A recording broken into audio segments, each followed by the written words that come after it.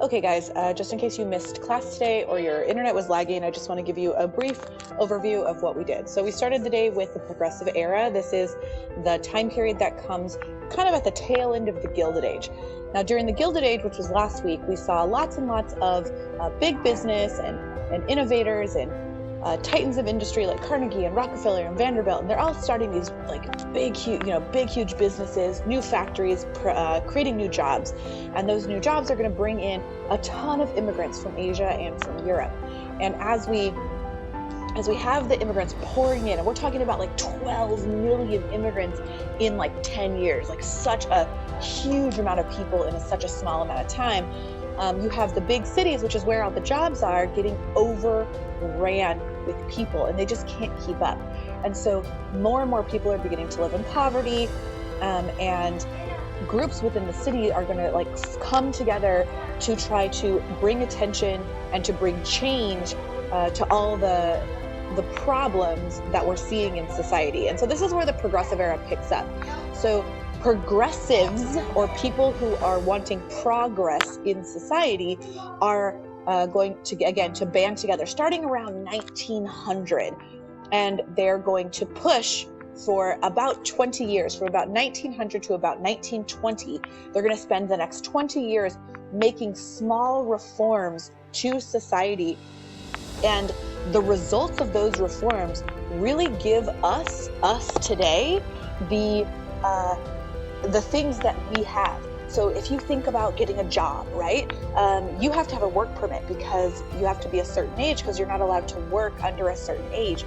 Well, that age limit comes from the Progressive Era, because children at the ages of 4, 5, 6, 7, 8, 10 were working 16-hour days, 6-7 days a week.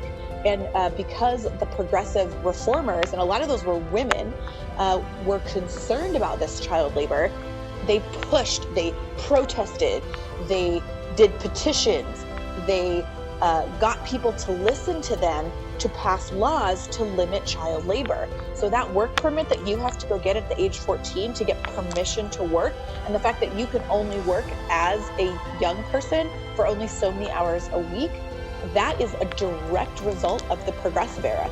How about minimum wage? Now, if you get a job, they have to pay you a certain amount. They can't go lower than the minimum wage.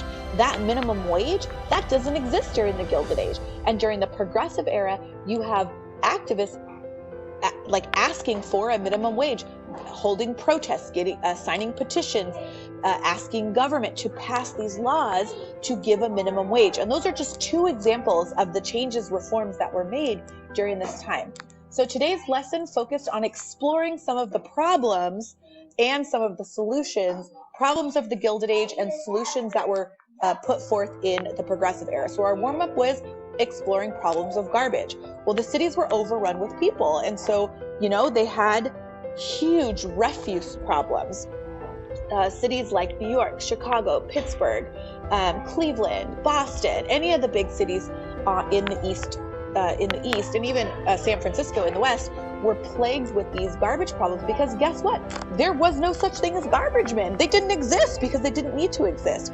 And so during the Progressive Era, what we did to fix this problem was people got together, began to clean the streets, and then those people, they signed petitions and they protested, and they asked government officials, like local government officials, to form and to hire people to clean the streets. And so our very first sanitation departments, our garbage men, were created during the Progressive Era.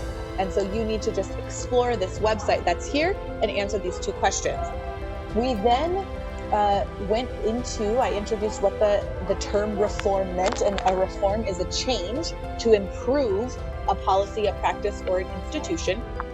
And then we watched this video. This video is about 7 minutes, and it introduces the whole Progressive Era, which is awesome, because let me tell you, you're going to need this. For the next 2 weeks, we're going to be talking about the progressive reforms, and this video goes over everything, and it's super good. So watch it, rewatch it, take notes on it, because it gives you pretty much all the answers you're going to need for your quiz on Friday.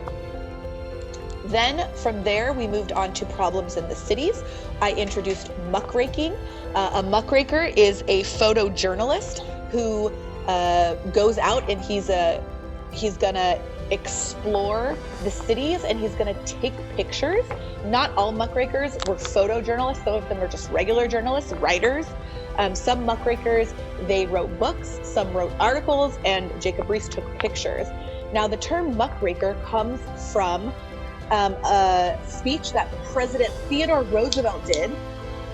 Theodore Roosevelt made this speech and he was saying, hey, good job, journalists. Thank you for exposing all of these bad things that are happening in our society. And he said, you know, you're willing to rake through the muck. So a rake, right? A rake is something that you use in the garden. And muck is like poop and filth and mud and nastiness. It comes from the term like mucking stalls. When you have horses or cattle, they live in these pens and they poop in there. And every day you have to go in and muck the stalls. You have to take the crap out. And so he's saying, journalists, you know, you're willing to get dirty and rake through the muck to expose the truth. And so on this slide, what I had you guys do was watch the video. So the video is linked here, and then explore these photos. And what you were looking for was nice concrete examples of where are people living? Where are they working? What does it look like? How many people do you see in the apartments? What do the apartments look like? Giving me some nice concrete details, because at the end of the day, you're going to pretend that you're an immigrant and you're going to write a letter home describing what your new life is like living in New York City or Chicago or any one of the big cities. So this is what slide 7 is all about. Okay, slide 8, we moved on to child labor. This is another issue during the Gilded Age. We talked about it, or I just talked about it at the beginning. And so for this, we have another muckraker. His name is Lewis Hine. He was also a photojournalist, and he was hired to expose child labor. And so you're going to see a video with a lot of his photographs in it that explores child labor. And also, again, the purple link. This is a Padlet where you can explore pictures of all the different jobs that children did. What does their work look like? How do you feel about that? And again, a 2-sentence summary about what life was like for new children, immigrants coming to America. After that, we went on to our last exploration slide, and this was using a graph and a timeline. So you're going to use the graph to look through how many percentage of boys and girls were working during 1900. So here's the graph. You're just going to scroll across it like this. And so here's 1900. So this is right at the beginning of the Progressive Era and towards the end of the Gilded Age. And right here we have 17% of all young boys under the age of 16 were working, and 6% of girls. If you take all that together, you have 12% of children in America have a job. And these kids are between the ages of 10 and 13. So that's not even taking into account the kids that were younger or older. Then you notice in 1900s, this is when the Progressive Era starts, where women especially, began to say, hey, like, we need to protect our children and make laws to limit child labor. You see that this slowly declines in the decade between 1900 and 1910. And by 1910, we're at about 6%. So this decade between 1900 and 1910, the child labor rate gets cut in half. Then we move even further down to 1920, and you have it declines again. And then by 1930, we're at about a 2% child labor rate. Okay, so you're going to use these percentages to fill out this slide graph here. Then again, what's the biggest decade that you saw that decline? Well, that's between 1900 and 1910. From there, we're going to look at block 3. The question for 3 says, look at the timeline. What reforms happened that caused this decline? So now, what are the progressive reforms? Like, I want specifics. So you're going to get into the timeline, and you're going to look for 1900 to 1920. And these are all the different child labor reforms. So you have a committee that's formed to help investigate child labor and report it. You have a court case. You can research that court case. What did the Supreme Court decide?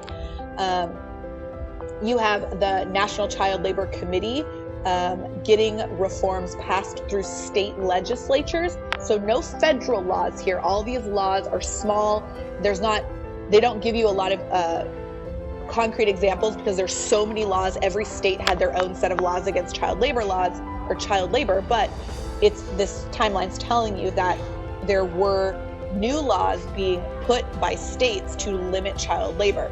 Then finally in 1916, we have Congress. Now Congress is federal. We have our first federal law that is going to limit child labor. Now a federal law applies to every state, right? Every state has to abide by this because it's a federal law. Federal government, then states, then local. That's our tiers. So any federal law, everyone has to abide by it. State is only the state has to abide by it. And then local, it's only the city, right? So here are a list of laws. So I want you to take these and make a bulleted list in your own words on your slide here in the child labor reforms. And then I want you to watch this kind of wrap it up video on child labor.